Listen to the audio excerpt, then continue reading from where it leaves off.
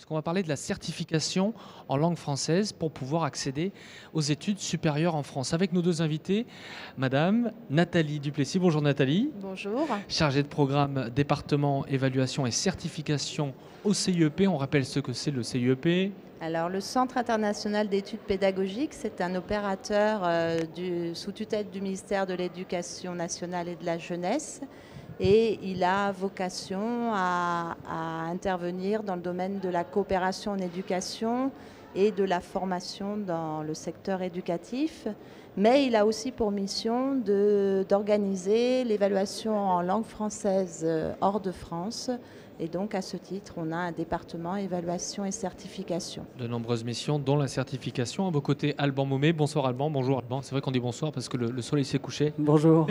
Responsable couché, mais par contre, les projecteurs... Et ils sont bien vivants. Oui. Responsable pédagogique du français des affaires à la Chambre de commerce et d'industrie de Paris-Île-de-France. Nathalie, première question pour vous. Oui. La France fait face à un défi majeur, assurer un recrutement massif d'étudiants étrangers. Comment la France s'assure de répondre à ce défi ?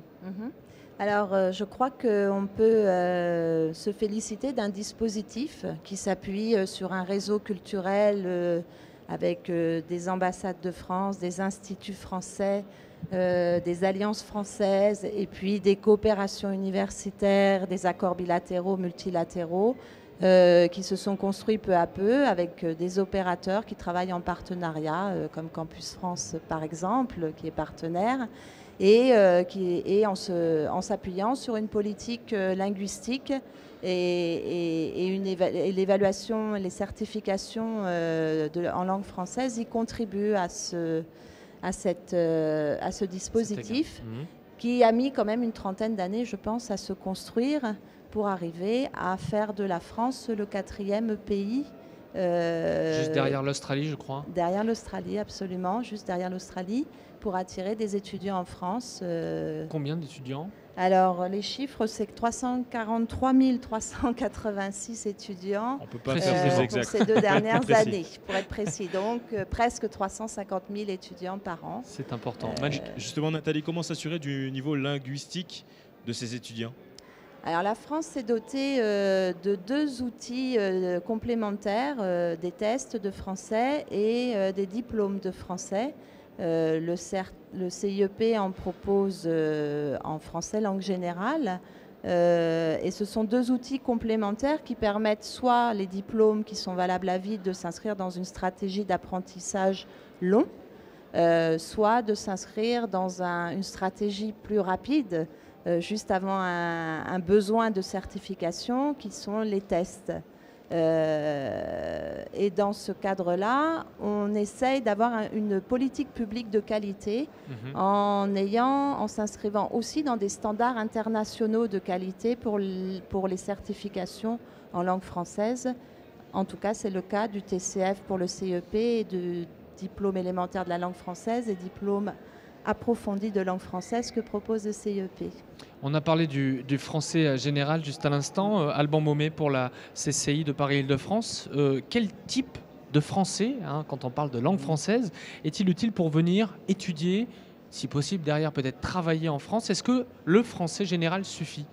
Alors, il peut suffire, mais force est de constater que dans de nombreux établissements universitaires, à l'international, on enseigne un français qui est en lien direct avec le domaine d'études. Des étudiants en faculté de tourisme, en faculté des sciences et techniques, en droit, vont prendre des cours de français et du coup vont avoir des cours de français qui sont adaptés à leur ce vocabulaire, à leur cursus. ce jargon particulier. Le vocabulaire, les tournures, mais surtout les documents authentiques qu'ils vont rencontrer dans leur future vie étudiante et future vie professionnelle, que ce soit des rapports, des comptes rendus, des textes juridiques. Donc le français qui est enseigné, qu'on appelle français professionnel au sens large, c'est un français de mise en situation authentique, et enseigné par des professeurs tout à fait formés et compétents qui mettent en place une méthodologie qu'on appelle souvent actionnelle, qui est de mettre en situation, faire des choses, utiliser la langue. Et quel que soit votre domaine d'études, le français que vous apprenez a du sens s'il vous permet d'exercer tout ou Exactement. partie de votre métier en français. C'est un peu l'équivalent Ultra, ouais. il y a le business English, l'anglais des affaires, il y a le français aussi des affaires, on peut parler de ça justement. C'est exactement ça. C'est exactement ça.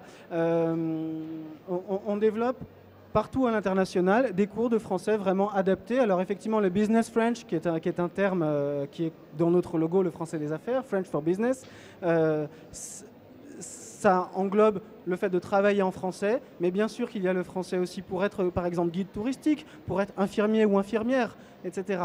Tous les domaines, tous les métiers peuvent être Ça concernés. s'adapte à tous les domaines, le BTP, etc. Exactement. Il y a des besoins de mobilité divers et variés. Comment vous pouvez répondre à ces besoins, notamment du côté de la CCI? Alors, ce qui est intéressant de constater, c'est que la mobilité, c'est pas seulement venir faire un parcours long en France. C'est pas forcément venir en première année et C'est souvent rester. l'image qu'on en a. Hein. Voilà. On vient en première année, on s'inscrit, on passe 3 ans, 5 ans, et puis on pense tout de suite travailler en France, vous venez de le dire. Déjà, la mobilité, elle est à l'international. Ce n'est pas que la France. Et nous sommes ici aux rencontres universitaires de la francophonie. La mobilité, elle englobe de nombreux pays et pas forcément la France. Des étudiants chinois peuvent aller étudier en Côte d'Ivoire. Des Ivoiriens peuvent aller étudier en Chine ou en Allemagne.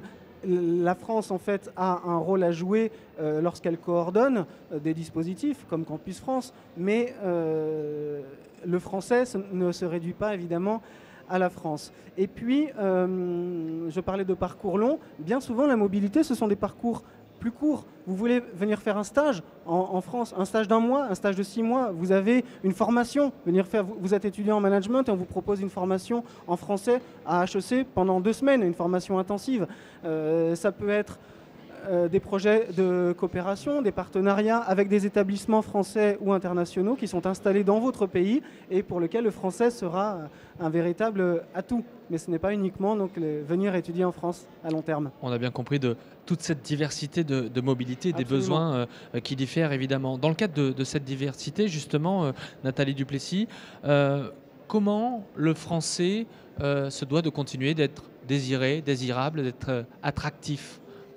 Il y a des éléments qui sont assez intéressants. Par exemple, dans un grand nombre de pays où l'anglais est la première langue enseignée, apprise, il y a une deuxième langue, il y a besoin d'apprendre une deuxième langue.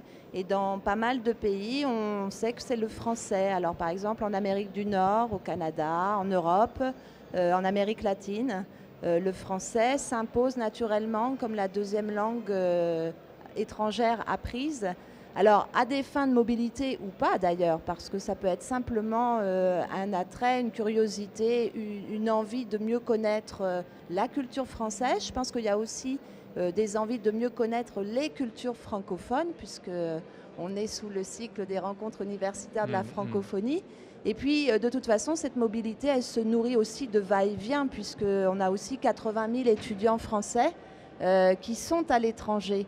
Donc ça participe aussi à l'attrait pour le français, à l'attrait pour la culture française, ces va-et-vient.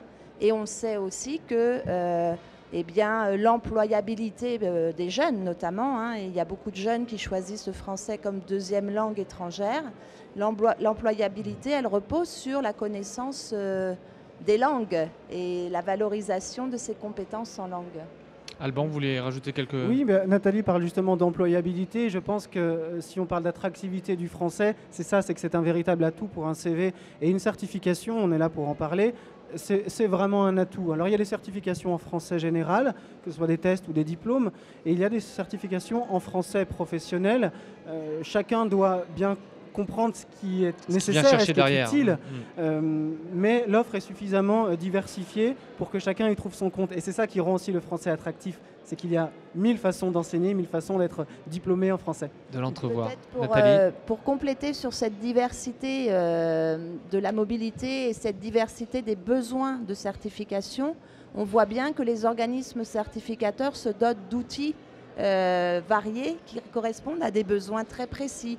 On pense à la mobilité vers le Canada dans un cadre de projet de migration. On pense à de la mobilité pour acquérir la nationalité française. C'est pas du tout de la mobilité, mais dans l'installation en France, certifier son niveau de français pour obtenir une carte de résidence en France, pour éventuellement obtenir la nationalité française. Donc on a bien des outils qui sont en train de se créer, qui correspondent à des besoins spécifiques. qui sont de plus en plus variés dans le cadre de cette mobilité internationale. Les besoins sont extrêmement divers, les outils sont riches et pour en savoir plus, vous pouvez vous tourner vers la Chambre de commerce et d'industrie de Paris-Île-de-France. Appelez Alban directement, il nous donnera son numéro.